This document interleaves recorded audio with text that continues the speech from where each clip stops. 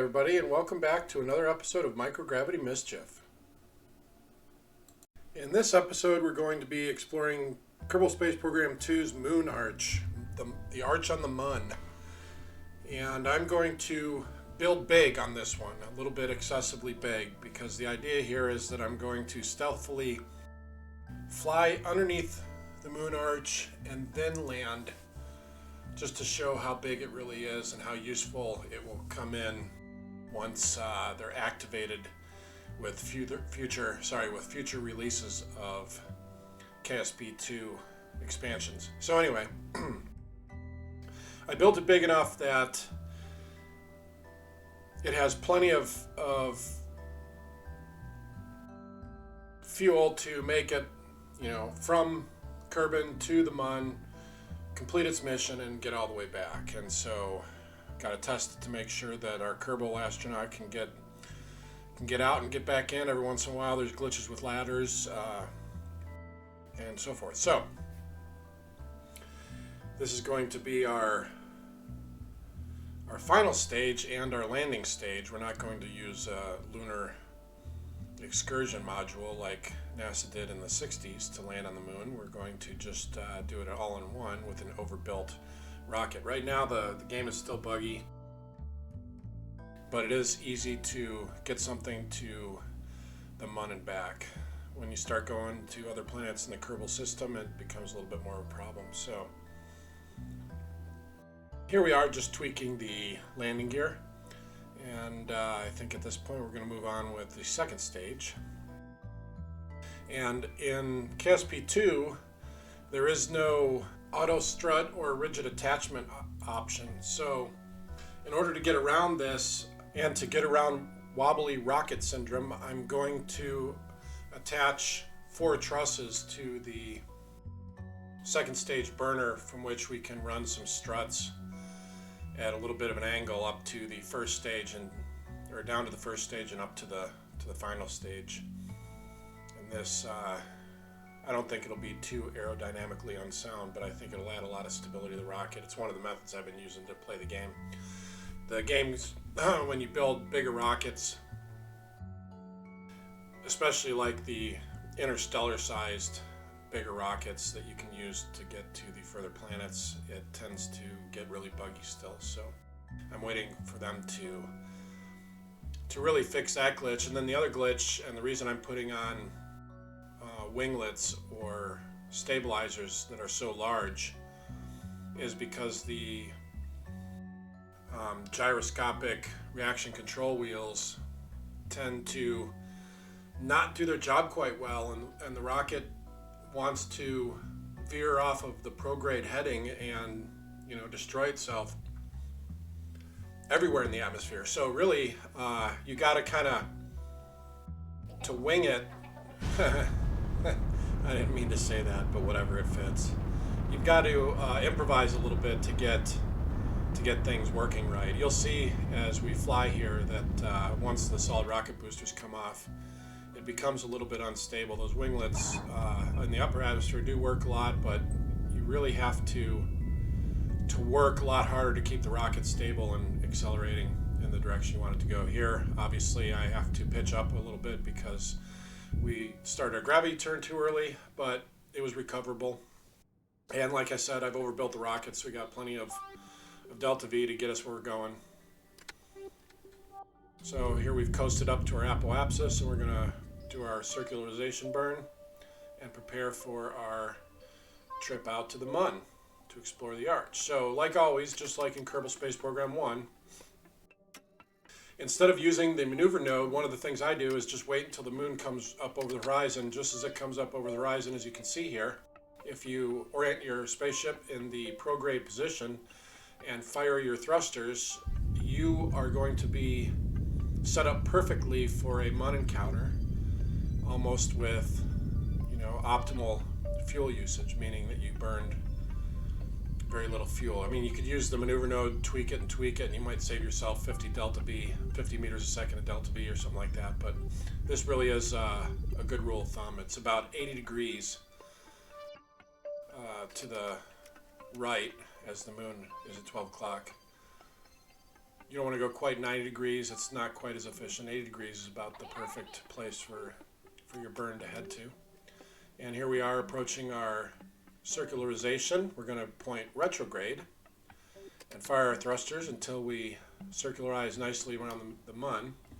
Now, one of the things about the Mun Arch is that once it's in within 30 kilometers range of the spaceship, you'll be able to see it. However, the way they've tooled the time warp mechanism in Kerbal Space Program 2 is such that if you go too low too early as you're orbiting the Mun, it won't allow you to speed up time enough, and you have to sit and wait longer until your next maneuver. So really it's a balancing act, a juggling act, if you will, to getting the mission done in a timely way without boring yourself to death waiting to get around the Mun. So here I'm going to coast around the back side of the Moon and do a retro burn to lower our periapsis a little bit below 30 kilometers. So as we come around on at this point I'm going to change the inclination. So here we are, we want the periapsis to go up and the apoapsis to go down.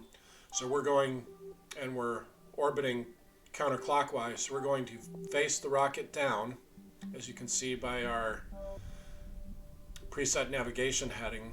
The bottom pink is clicked on, and you can see by our nav ball that we're facing downward. And as we burn downward, on the left side the periapsis comes up, and on the right side the apoapsis drops down. So it's going to take a couple burns to kind of get it set up. And as a landmark to find it, if you look at that white area in the middle of the dark gray area, it's a little bit above that and about 10 degrees past it. You see that right where the inclination ends up, it's right at the bottom of a white section there, about on your screen, probably an inch to the right.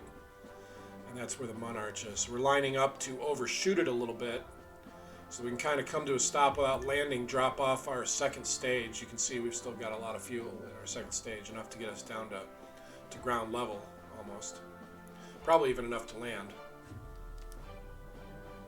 Now I'm going to burn retrograde to lower our periapsis, get us lower than 30 kilometers on our approach, on our, I guess you would call it a downwind leg if you were a pilot.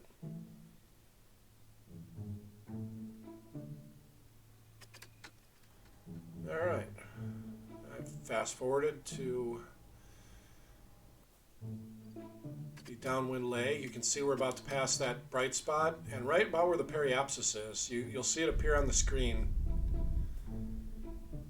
as we get a little bit closer once we're within 30 kilometers.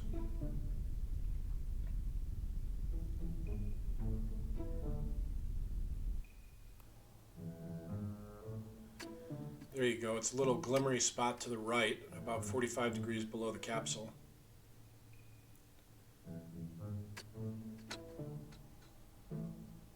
And you can see now that we're going to use the autopilot to put us in the retrograde position, slow ourselves down. What I'm going to do here is get pretty close to ground level and kind of bring us to a stop, and then separate from that second stage. And then we're going to try to line up and make a final approach here at about 40, somewhere between 40 and 80 meters a second. It'll give us enough time to make corrections as we get closer.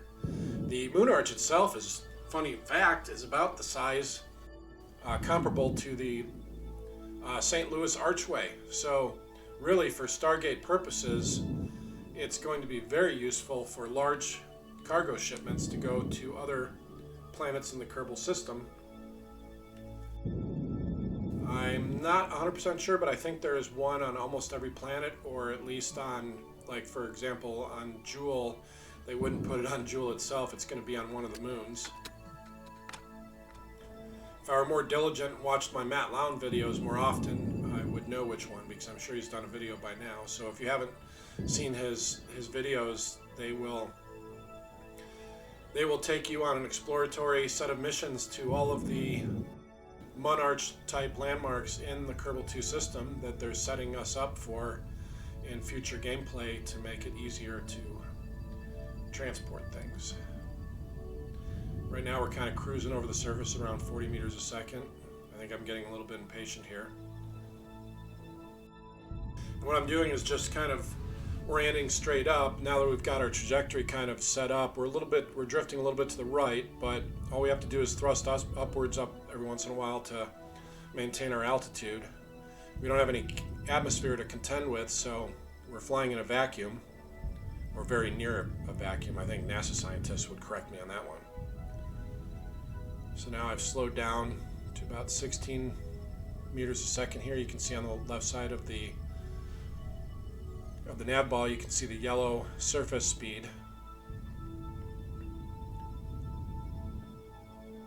And I think what I've done a decent job, but if I did it a few more times, you'd see a lot less overcorrecting, and I'd be getting these burn maneuvers correct the first time.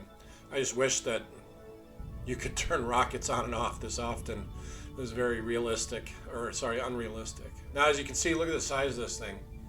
It's like the spaceship itself is about the size of a dump truck, so, I mean, this thing is very close to the size of the St. Louis Arch. And of course, you got to do a flip before you land. I mean, come on, who's not going to do a flip before you land? As if that was premeditated and done purposely. It's just another example of my limited piloting skills. And for some reason, one of the other bugs in KSP2 is the landing gear is very bouncy, like a trampoline. So, being that I was kind of flying off the cuff here and doing things quickly, I didn't touch down slow enough, and it bounced me all over the place, almost tipped me over.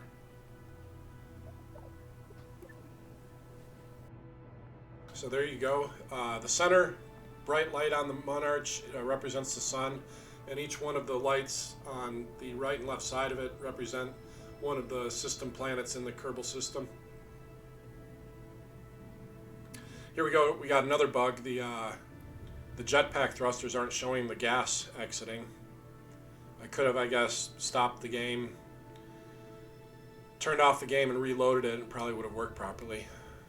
But I mean, if you just want to do that every 10 seconds due to all the bugs. Now, don't get me wrong, I'm not upset about the bugs. They were to be expected. And I know that the developers are working through it rigorously to get it done quickly. So if you look at my, let's see, where's the altitude? Oh, it's showing ground at 0 meters on the right side of the nav ball. But as soon as I take off, it'll give you an altitude above the ground. Let's have a look and see what the altitude actually is.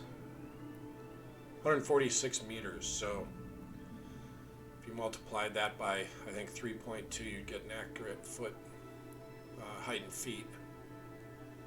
And I think it's roughly around 400 or 500 meters. I think the St. Louis Arch is right around the same. Maybe it's a little bit taller, maybe it's 600 feet. And of course, you gotta plant a flag.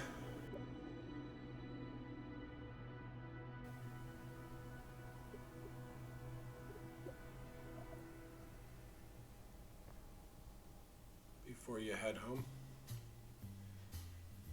Yeah, mission is almost complete. All we got to do is get back safely.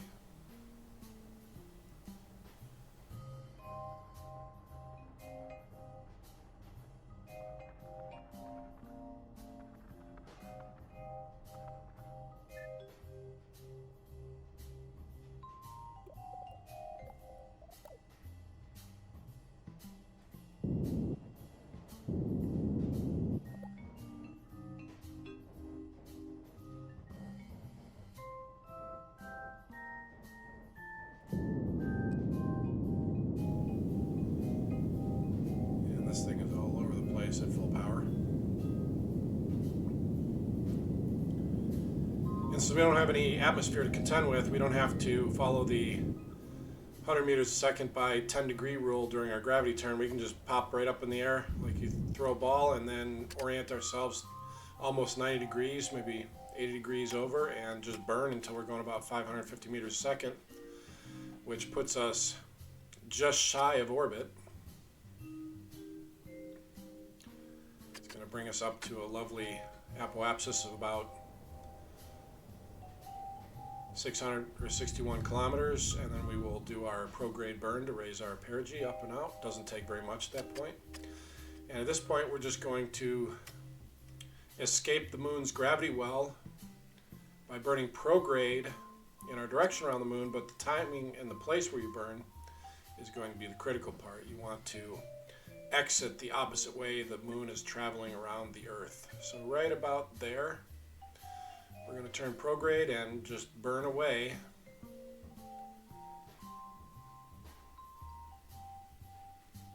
And I think we're going to set it up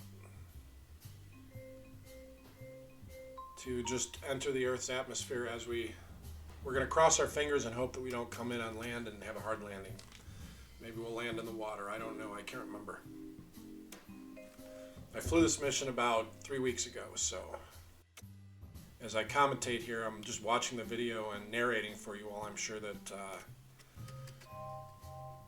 it's a lot more pleasant than if I tried to narrate while I was actually flying. I'd be all over the place. And I'm going to do a little bit of retrograde burn right there, it looks like, to land us in the water.